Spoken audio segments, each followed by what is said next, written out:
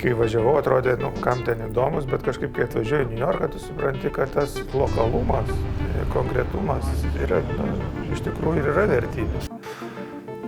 Tie universalūs kažkokie egzistenciniai dalykai, jie per tą lokalumą labai gerai ir pasirodo ir dėl to yra įdomu. Tas miestiškumas, kai New York'e tu matai ar ne, kiek visko daug vienu metu. Viename mieste, daug visko ir visi kažkaip sugyvena, visiems, tinka.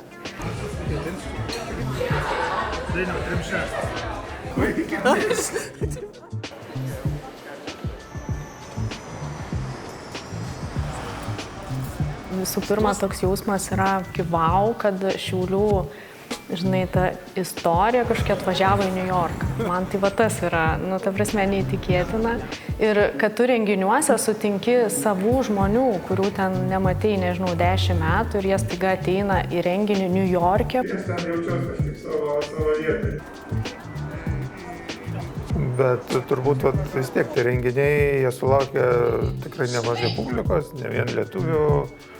Žmonės ėjo, klausinėjo ir kažkoks tikrai tas grįžtamasis ryšys buvo ir ne tik iš lietuvių.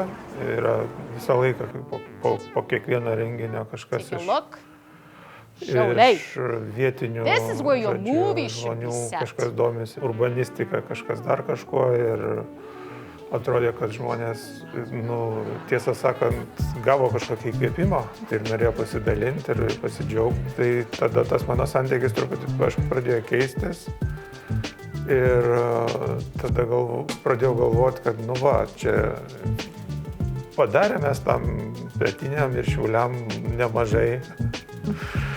Prirašėm knygų, filmų, pristatėm komiksų, visokių spektaklių.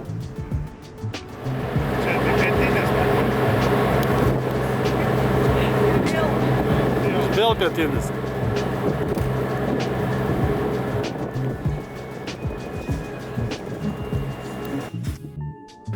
Tai pietinis yra visur. Čia su tokia gaida išvažiuojam.